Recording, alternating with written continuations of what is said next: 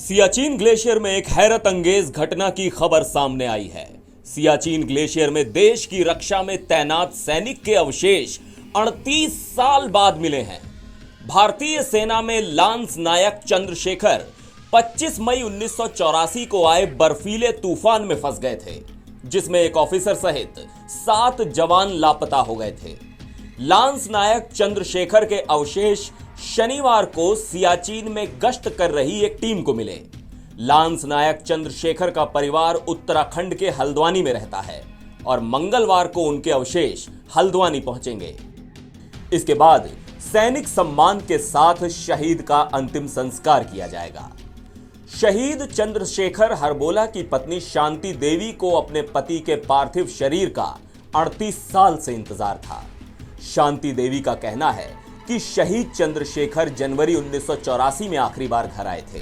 उस समय उन्होंने अपनी पत्नी से यह वादा किया था कि वो इस बार जल्दी घर लौटेंगे, लेकिन उनकी वीर गति के बाद ये वादा अधूरा ही रह गया। शहीद चंद्रशेखर हरबोला ने देश के प्रति अपने कर्तव्य को पत्नी से किए वादे से ऊपर रखा। सियाचिन ग्लेशियर में भारतीय सैनिकों की तैनाती इसलिए की गई क्योंकि पाकिस्तान ने वहां यथास्थिति बदलने की कोशिश की थी। 13 अप्रैल 1984 को भारतीय सैनिक ऑपरेशन मेघदूत के तहत वहां पहुंच गए। 13 अप्रैल 1984 को बिलाफोंड ला में तिरंगा फहरा दिया गया। 4 दिन के भीतर यानी 17 अप्रैल तक सभी अहम जगहों पर भारतीय सैनिक काबिज हो चुके थे। ये टीम एयरलिफ्ट होकर सियाचिन पहुंची थी। इसके अलावा भारतीय सेना की 19 कुमाऊं के सैनिक सियाचिन पैदल पहुंचे थे।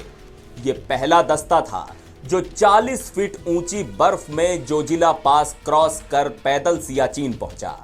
भारतीय सेना के एक अधिकारी के मुताबिक 25 मई 1984 को भारतीय सेना की टीम सियाचिन में गश्त कर रही थी, जिसमें एक ऑफिसर और 7 जवान थे। अचानक आए बर्फीले तूफान में सब दब गए। यह सियाचिन में हुआ शायद पहला हादसा था। इनमें से 5 की बॉडी नहीं मिल पाई थी। 38 साल बाद शनिवार यानी 13 अगस्त को भारतीय सेना के गश्ती दस्ते को एक टूटे बंकर में कंकाल मिला। इसके साथ एक आइडेंटिटी डिस्क मिली।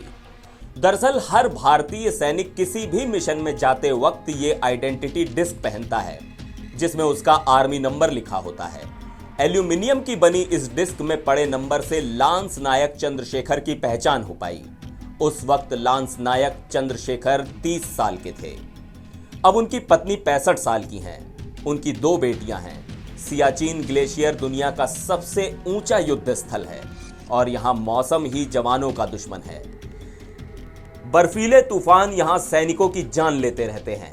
1984 से अब तक सियाचिन ग्लेशियर में मौसम की मार की वजह से भारत और पाकिस्तान के 2000 से ज्यादा सैनिक अपनी जान गंवा चुके हैं। एनबीटी ऑनलाइन की रिपोर्ट।